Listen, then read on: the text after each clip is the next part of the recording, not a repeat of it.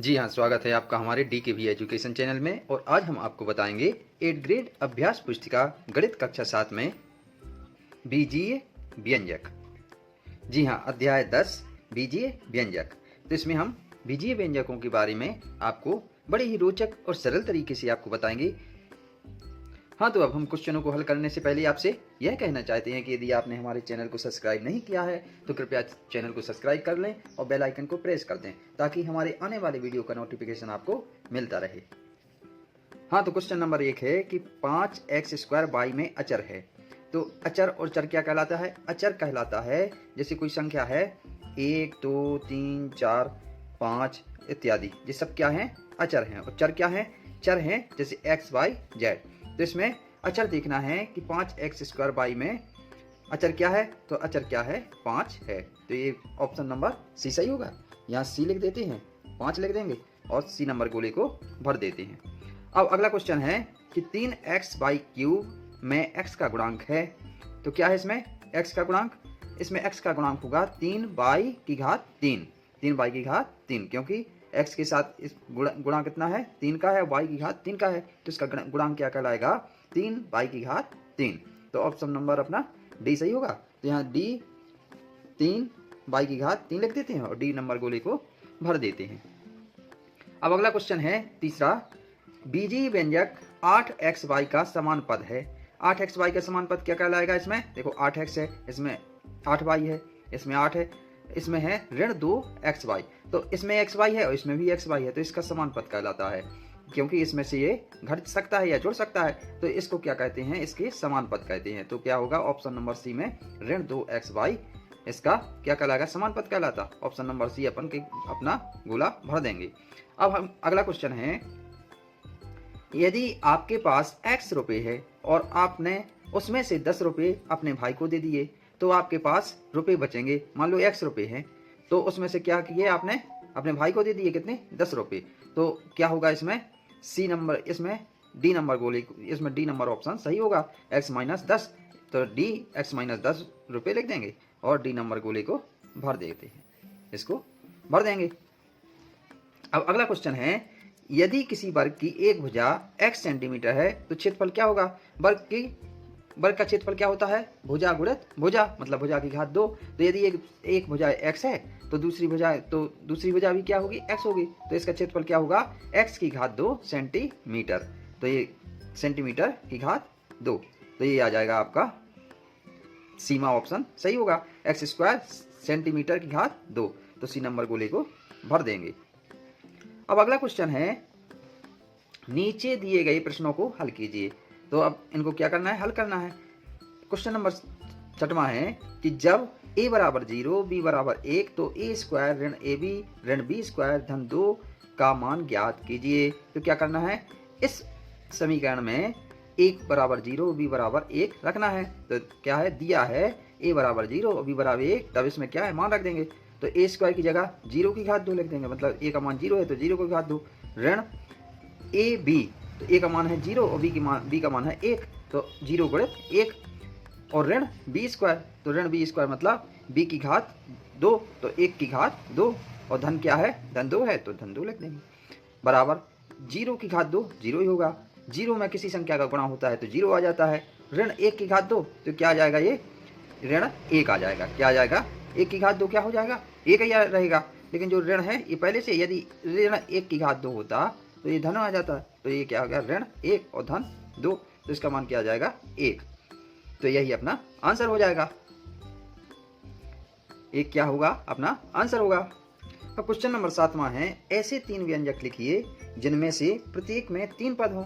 तो क्या करना है? ऐसे 3 पद लिखना है, 3 व्यंजक लिखना है जिसमें प्रत्येक में क्या हो? 3 पद हो। तो मतलब 1, 2, 3, ये क्या कहलाते हैं? 3 पद कहलाते हैं। तो लिख लो x² + 4x + 3, एक व्यंजक हो गया। दूसरा है 8x की घात 2 धन 4x धन 5, ये दूसरा हो गया।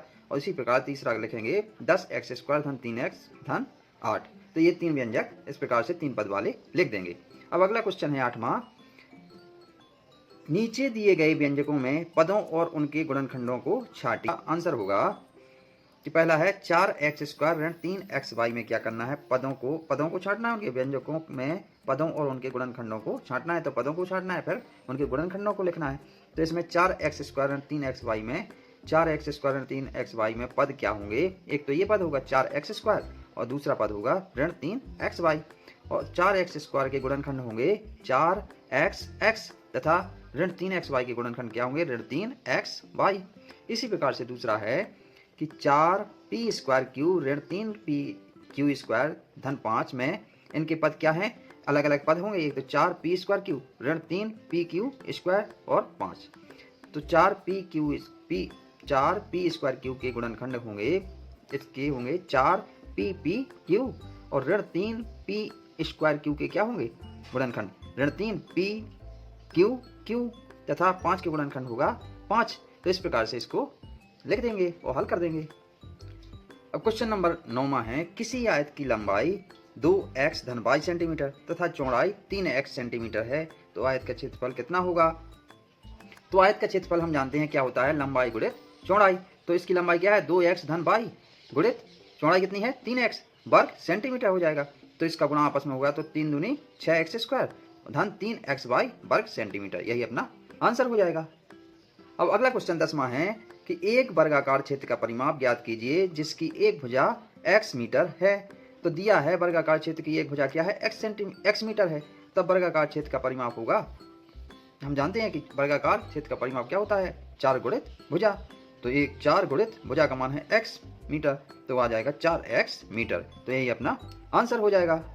अगला क्वेश्चन है 11वां कि संख्याओं m और n के गुणनफल के 3 गुने में संख्या 5 जोड़ने के लिए एक बीजीय व्यंजक प्राप्त कीजिए। तो संख्या mn के गुणनखंड के 3 गुने से प्राप्त संख्या क्या होगी, 3 गुने mn के गुणनफल में 3 गुना कर दिया तो ये आ जाएगा 3mn। तो ये अपना पहला ये क्या है, संख्या प्राप्त हो गई। इसमें 5 जोड़ने पर प्राप्त व्यंजक, तो इसमें क्या 5 जोड़ देंगे तो 3mn धन 5। तो इसी प्रकार से ये अपना कि संख्याओं m और n के गुणनफल के 3 गुने में m और n के गुणनफल में 3n और m के गुणनफल में के 3 गुने में, ये 3 गुना हो गया m और n के गुणनफल में 5 जोड़ने पर जो बीजीय व्यंजक प्राप्त होता है वो इस प्रकार से बीजीय व्यंजक प्राप्त हो जाता है। तो आंसर आ जाएगा 3mn धन 5। तो यही अपना आंसर हो जाएगा। अब क्वेश्चन नंबर 12वां है, निम्नलिखित व्यंजकों में वे पद छांटिए जो अचर नहीं है, उनके संख्यात्मक गुणांक भी लिखिए। इसमें क्या है, वे पद छांटना है जो अचर नहीं है।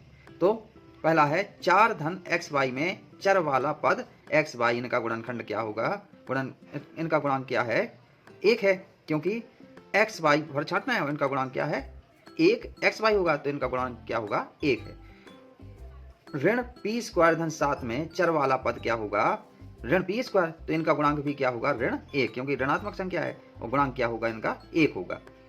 अब तीसरा है कि 2p² q² धन p² धन 7 में चर वाले पद 2p² q² और दूसरा है p² q है, तब 2p² q² में गुणांक क्या है, इनका गुणन कितना गुणांक है, इसमें 2 है, तो ये आ जाएगा इसका गुणांक 2 है। तथा p² q में गुणांक क्या है, इनका गुणांक 1 ही होगा, तो ये गुणांक क्या है 1 है।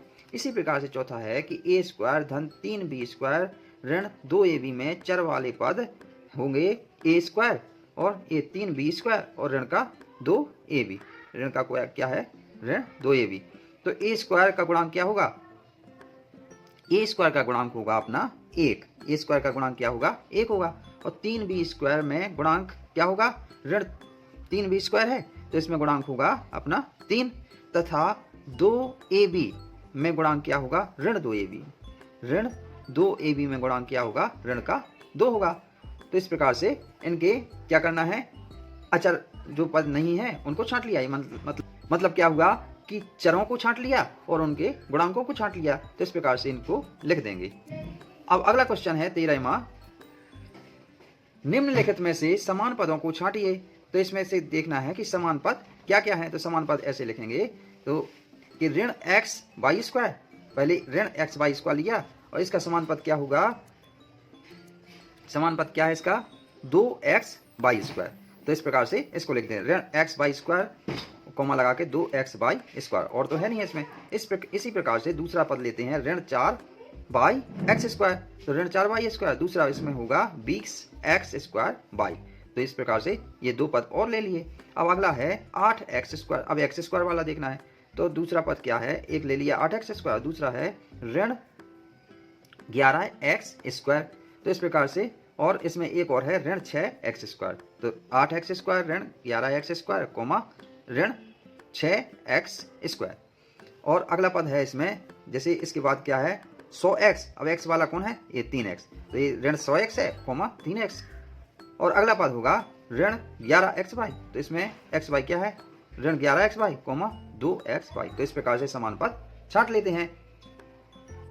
क्वेश्चन नंबर 14वां है कि यदि a बराबर 2 एवं b बराबर ऋण 2 है तो a² धन ab धन b² का मान ज्ञात कीजिए। तो a² धन ab धन b² में a बराबर 2 और b बराबर -2 रखने पर, तो a का मान क्या रखते हैं, 2 रखते हैं, और b का मान ऋण 2 रखते हैं। तो a² मतलब 2 की घात 2² धन ab 2 गुणित ऋण का 2 धन b² ऋण 2 की घात 2। तो यह आ जाएगा 2 दूनी 4। ये 2 गुणित 2 मतलब 2 दूनी 4। ये ऋण है, ऋण का है, तो ये ऋण 4 आ जाएगा धन 2 की घात 2, ऋण का गुणा ऋण में होगा तो धन आ जाएगा। तो ये आ जाएगा 2 दूनी 4 धन का 4। तो ये 4 और धन का गुणा ऋण में होगा तो ऋण 4 और धन का 4।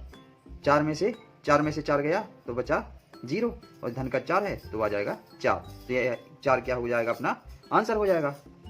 अब अगला क्वेश्चन है कि अपने परिवार की मासिक आमदनी व विभिन्न मदों में होने वाले खर्च को बीजीय व्यंजक के पदों के रूप में व्यक्त कीजिए। तो क्या करना है कि जो मासिक आमदनी परिवार की है उसको क्या करना है, बीजीय व्यंजक के रूप में व्यक्त करना है कि कितने खर्च हुए। तो इसको मानते हैं कि माना परिवार की मासिक आमदनी क्या है, x है। तब पहला बीजीय व्यंजक क्या होगा, मासिक आमदनी का 2/5 भाग घर के खर्चे पर तथा आधा भाग बिजली तथा शिक्षा पर खर्च होता है।